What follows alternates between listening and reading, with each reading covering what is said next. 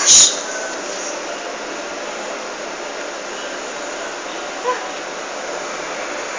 Okay. So, all set? Okay na? Okay. So, hello guys. This is your friend, Sheldon V. And I'm making this video clip for you guys for your upcoming board exam.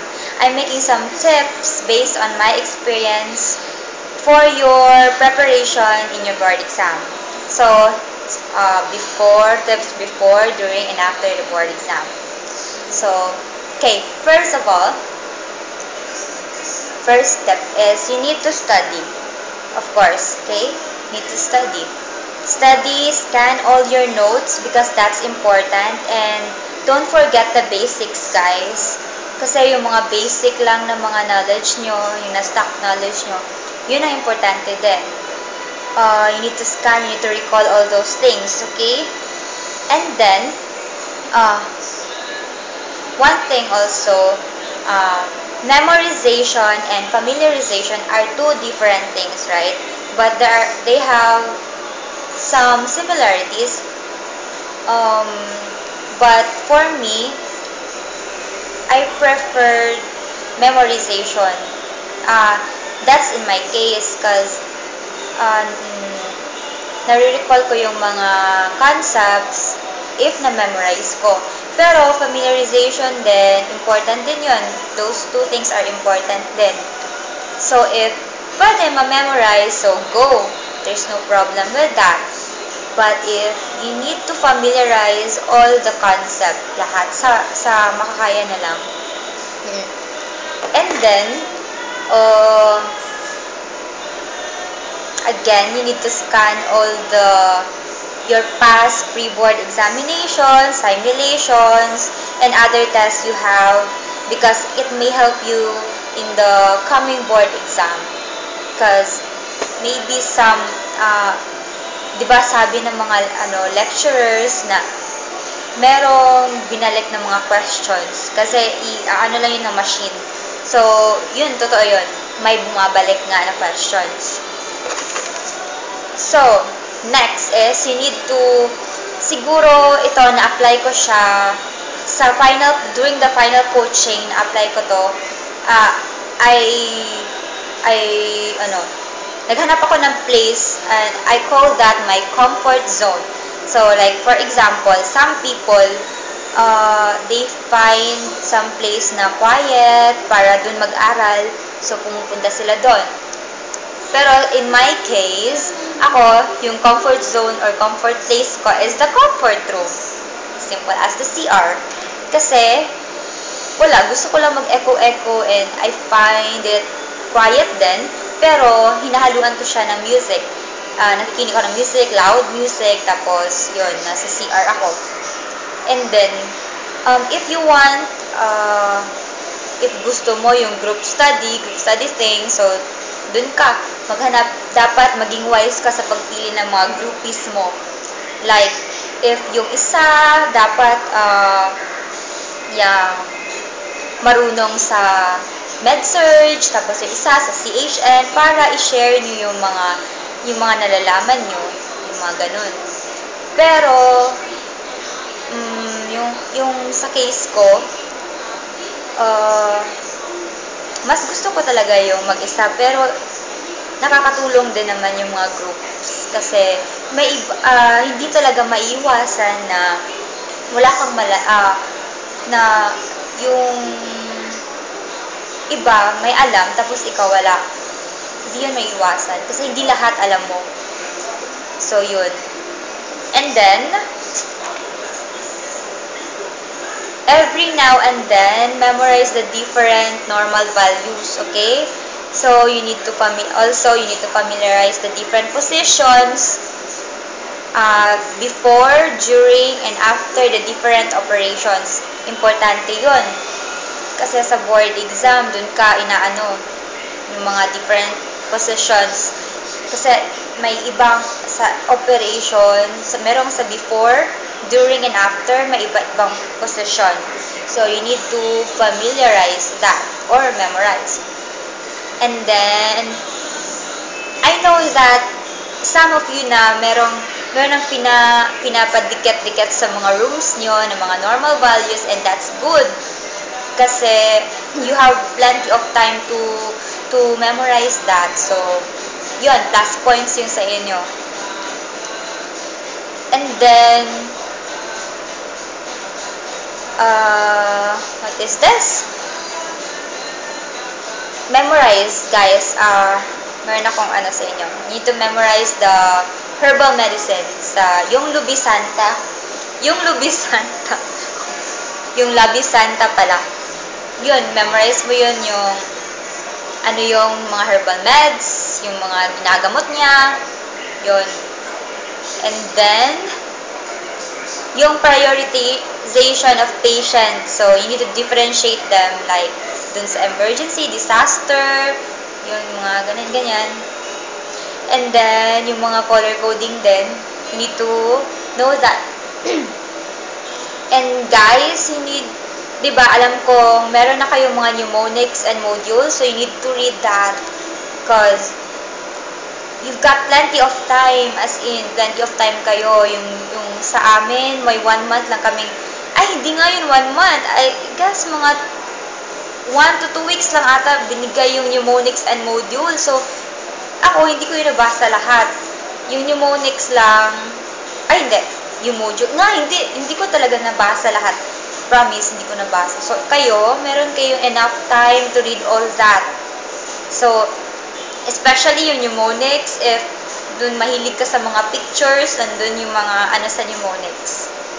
Tapos, lastly, this is the most important thing. Sayang ang lahat ng effort nyo sa pagsa-study if di kayo nagpe-pray. Okay? So, before and after na mag-study kayo, you need to pray. I-pray nyo na sana maintindihan nyo yung binabasa nyo, na sinastudy nyo. So, yun. Lahat ng effort nyo sa pag-study, hindi yun, wala yun pag hindi kayo nag-pray. Okay? Ox.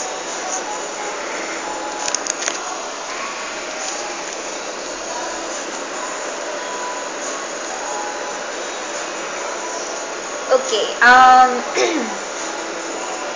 Guys, a day before the exam, sabi nila na kailangan i-relax na nyo yung mind nyo. So, you need to take plenty of rest, yung mga ganun. Pero, in my case, yun, nagpa-relax nga ako. Pero, well, di talaga maiwasan na makascan kag ng mga notes. Kasi, anxious ka na that time eh. Yung iba, nag-aaral kasi ganun-ganun. And ako that time, chillax din, pero may time din na pumunta ulit ako sa comfort place ko and dun nag-aral na naman ako. Yun. So, eto, things to prepare before the board exam. So, you need to have Mongol 2 pencils, at least 2 to 3. Sa akin, I don't know, parang ang dami kong Mongol 2 pencils. As in, madami.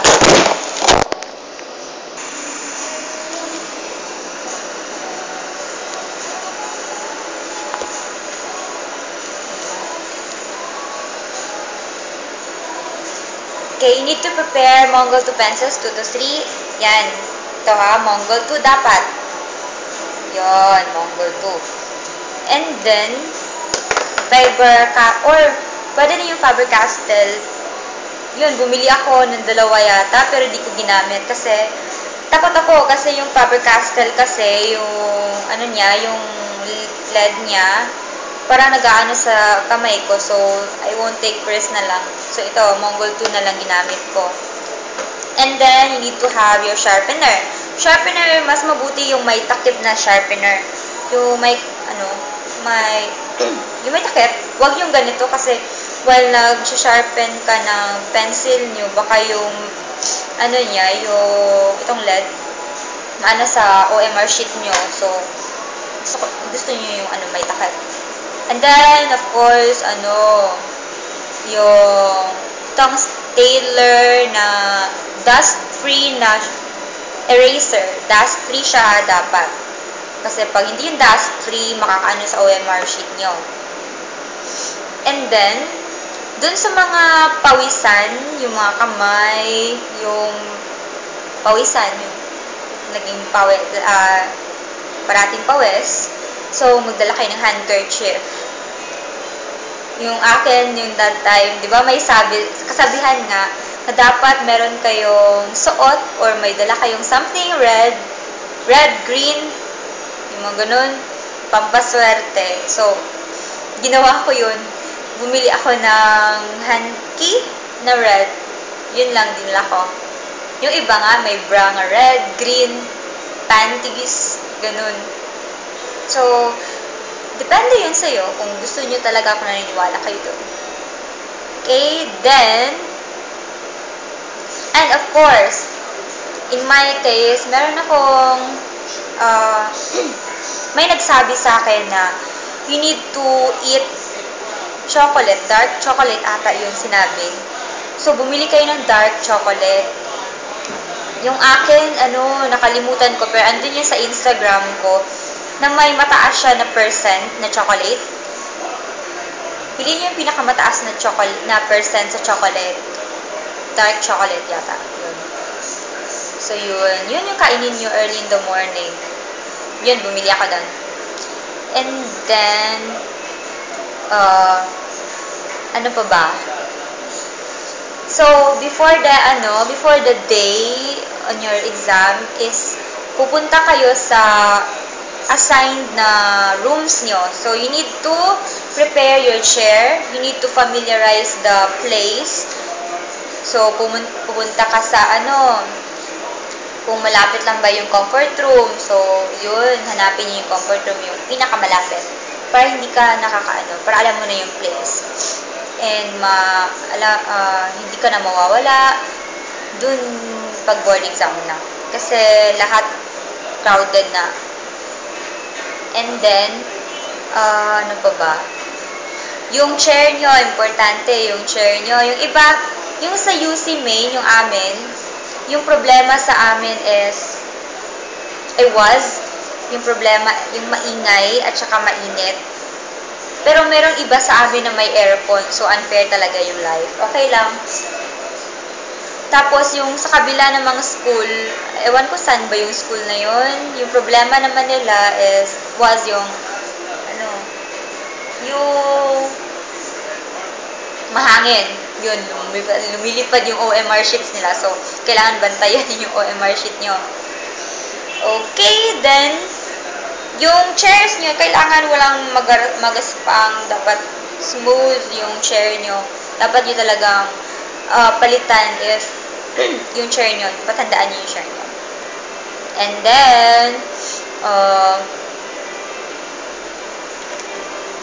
then, guys, so, you need to have enough sleep para may energy kayo bukas. I mean, not bukas, on the day sa exam nyo.